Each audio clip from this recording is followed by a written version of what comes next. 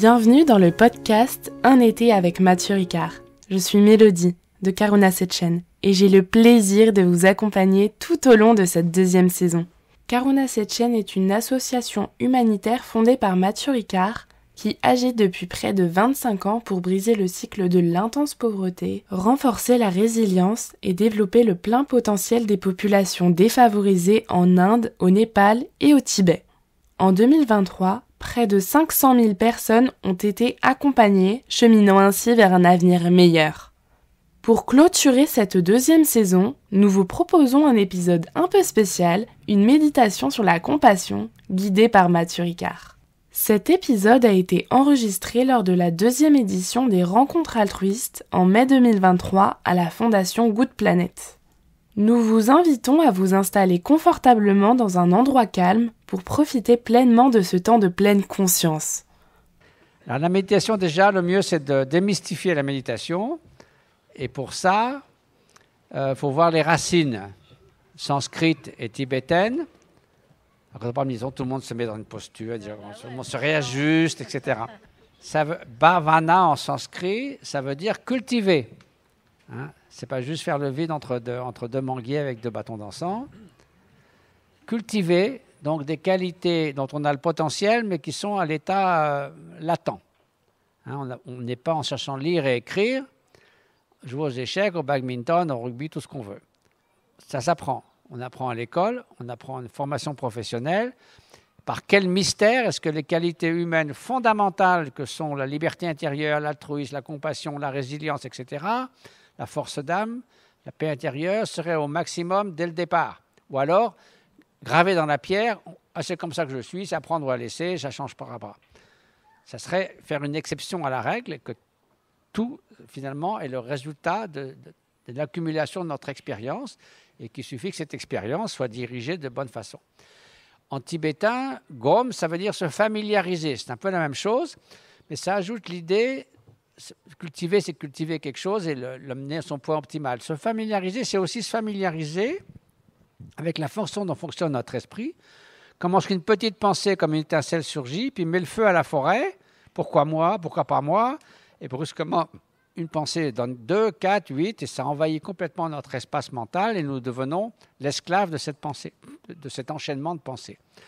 Donc se familiariser la façon dont fonctionne notre esprit, et se familiariser aussi avec, finalement, qu'est-ce qu'il y a derrière le rideau des constructions mentales? Est-ce qu'il n'y a pas cette faculté première de connaître, qui n'a pas forcément d'objet?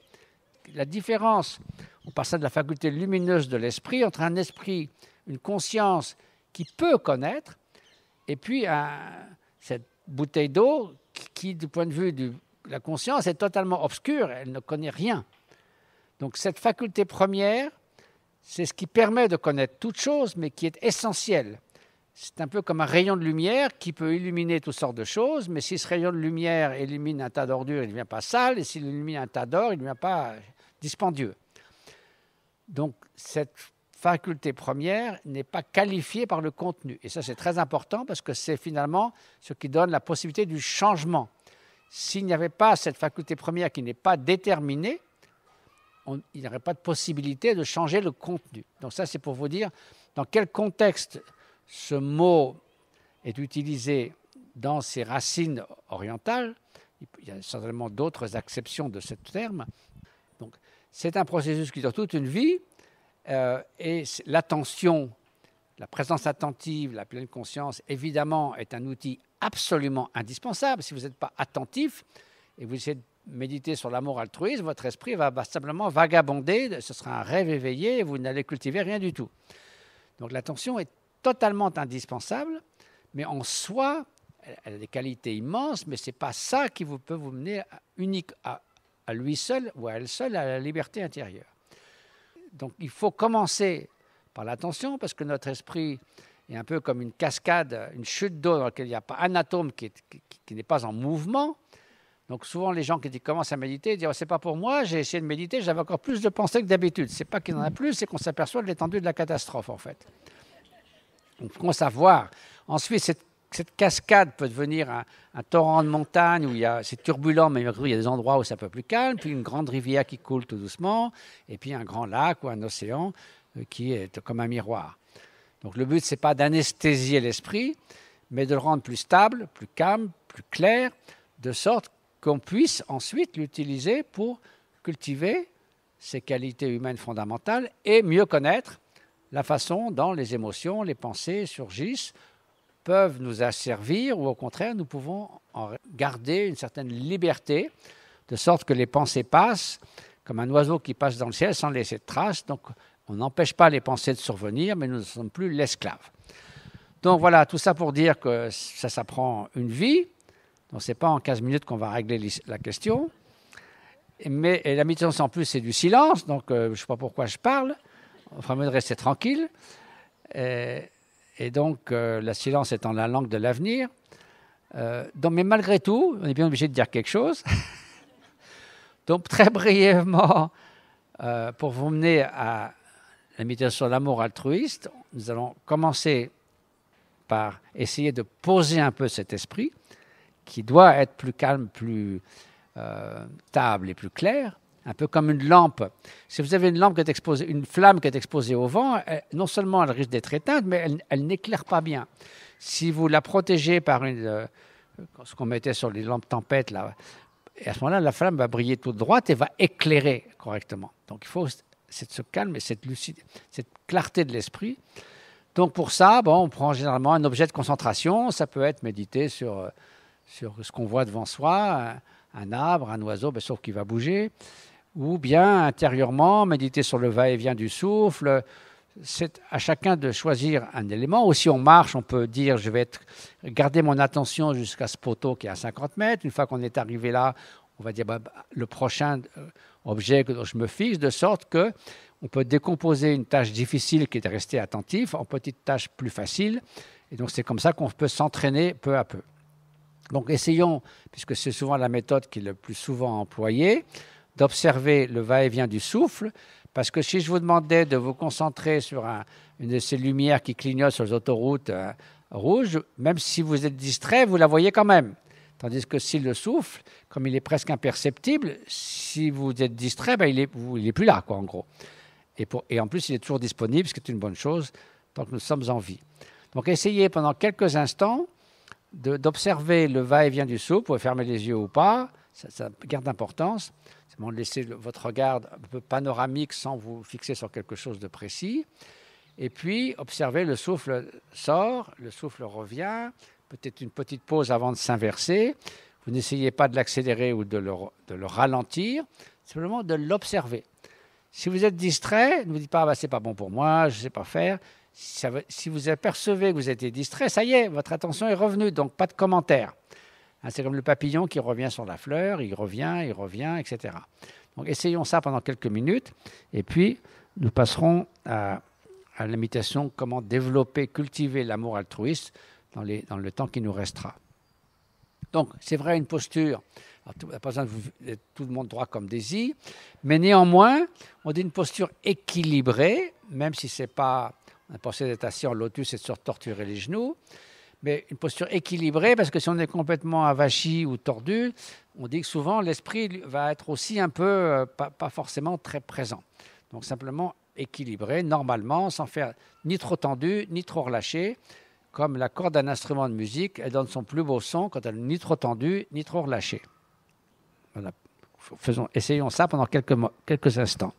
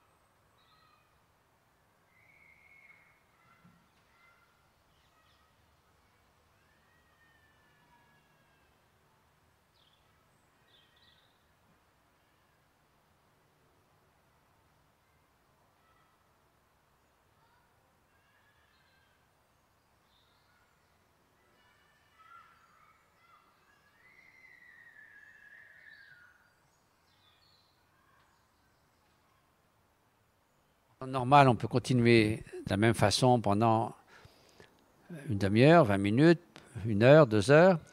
Finalement, tout ça, ascèse en grec, askésis, ça veut dire exercice. Ce n'est pas se priver de glace à la fraise, c'est de s'exercer. Et il n'y a pas d'autre moyen que de s'exercer. Jour après jour, au début, on dit au début rien ne vient, au milieu rien ne reste, à la fin rien ne part. C'est-à-dire c'est le processus d'un apprentissage. Comment ensuite utiliser cet esprit plus calme, plus stable et plus clair pour cultiver justement la bienveillance, la compassion pour ceux qui souffrent, etc. Donc, l'idée, c'est de commencer par un objet facile. C'est comme si on veut apprendre à naviguer, on ne va pas commencer un jour de tempête, on va commencer un jour où il y a une petite brise, la mer est plate et on peut s'exercer dans la mesure de nos moyens. Donc, c'est mieux de commencer par un être cher que par un tyran sanguinaire ou la personne qui nous a causé beaucoup de tort dans la vie.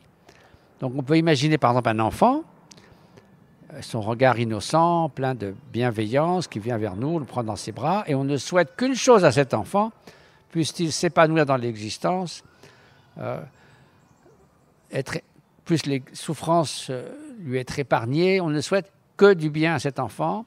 Et cette bienveillance emplit notre paysage mental. Donc, commençons par une personne chère, ça peut être un enfant, un parent, un conjoint, un animal, et emplir totalement notre esprit de bienveillance inconditionnelle vis-à-vis de cet être.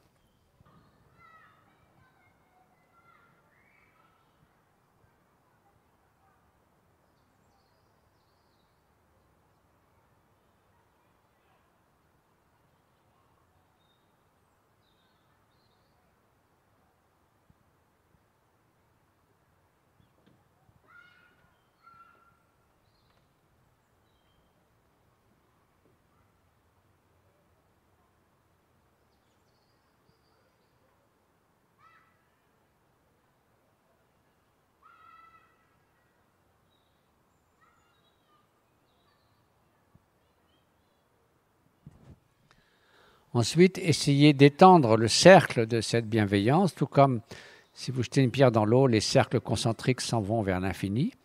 Pourquoi où s'arrêter pour les enfants? À 12 ans, à 10 ans, donc inclure finalement tous les enfants, tous ceux qui nous sont proches, les enfants qui ne sont pas proches, qu'on ne connaît pas. Puis pourquoi s'arrêter encore une fois à un certain âge? Pourquoi pas englober tous les êtres? Ça peut paraître pas très réaliste, mais l'idée, c'est pas qu'on va se réveiller le matin et qu'on va se dire bah, maintenant je vais faire le bien de tous les êtres. Ça marche pas. Effectivement, c'est pas réaliste, mais il est possible de n'exclure personne de notre cœur. Ça, c'est possible. C'est altruiste inconditionnel. C'est-à-dire qu'on ne souhaite que tous les êtres, sans exception, trouvent le bonheur et les causes du bonheur.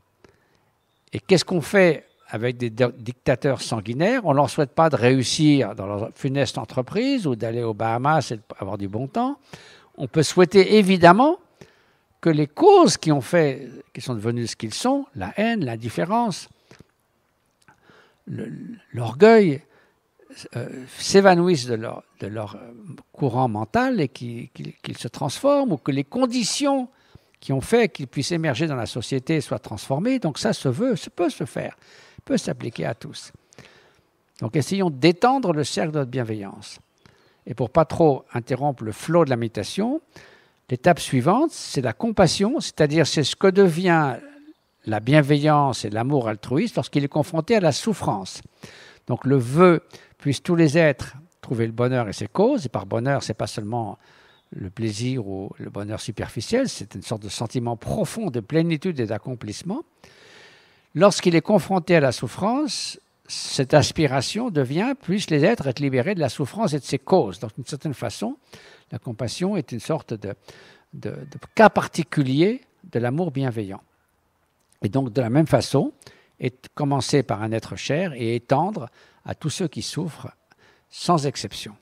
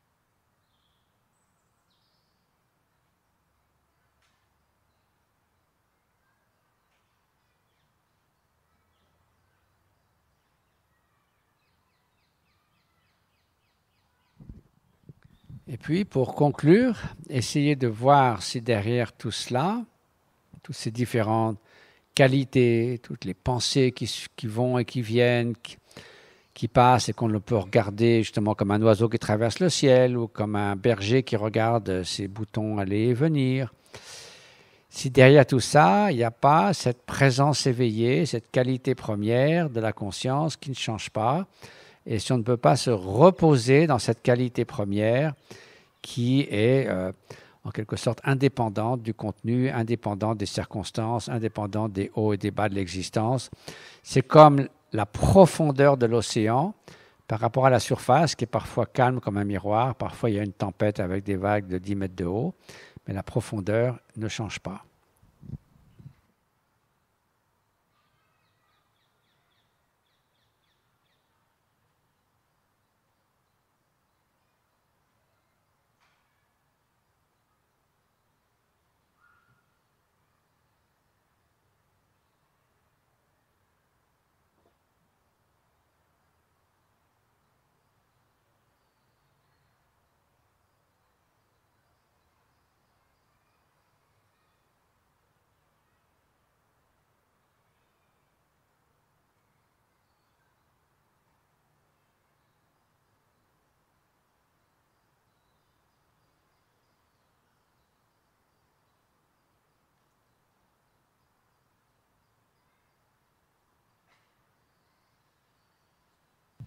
Et puis juste pour conclure, au départ, la méditation va engendrer une motivation, c'est-à-dire plus je fais, je me transformer moi-même pour mieux transformer le monde, donc une motivation altruiste.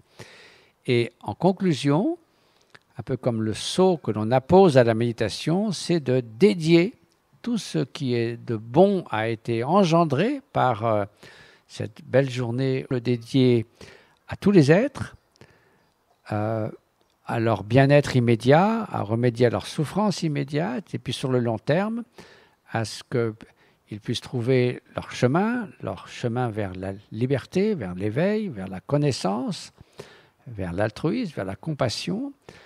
Donc, le dédier. Et on dit que ça permet à ce qui a été engendré de bon de perdurer, et que sinon, si juste on se lève et on passe à autre chose, c'est un peu comme un flocon de neige qui tombe sur une pierre chaude, il s'évapore. Mais si on dédie tout ce qu'il y a de bon à tous les êtres, c'est comme un flocon de neige qui tombe dans un grand lac, et il durera aussi longtemps que ce lac durera. Donc essayons de dédier, que chaque être reçoit l'intégralité de ses mérites ou de cet acquis positif qui a été engendré par nos rencontres aujourd'hui.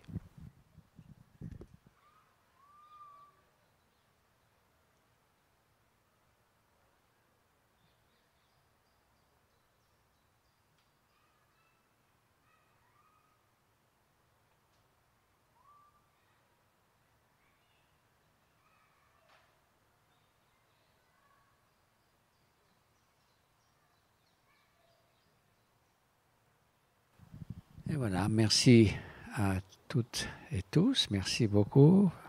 Bonne continuation. Et alors, juste une petite chose, je vous ai raconté une petite anecdote. Nous étions une fois au Tibet pour nos projets humanitaires avec un formidable médecin qui était aussi d'origine des Indiens autochtones en partie. Et un matin, tout exalté, il est venu avec une grande lettre de déclaration pour changer le monde, s'occuper de tous les êtres, citer Mère Teresa et tout le monde. Et j'ai dit, mais finalement, ça ne marche plus en anglais qu'en français, tout ça se résume à 4 mots, be good, do good. Merci d'avoir pris le temps de méditer avec nous. J'espère que ce moment vous aura apporté clarté et sérénité. Pour cultiver votre paix intérieure, n'hésitez pas à intégrer régulièrement ce type de pratique dans votre quotidien. Si cet épisode vous a plu, vous pouvez en parler autour de vous ou encore le partager sur vos réseaux sociaux. Pour en savoir plus sur les actions menées par Karuna Setchen, n'hésitez pas à consulter notre site internet dont le lien figure dans la description de cet épisode. Vous y retrouverez également l'ensemble de nos réseaux sociaux, Facebook, Instagram, LinkedIn et YouTube. Cela a été un plaisir de vous accompagner au cours de ce mois d'août. Nous avons hâte de vous retrouver. À très bientôt et d'ici là, prenez soin de vous et des êtres qui vous entourent.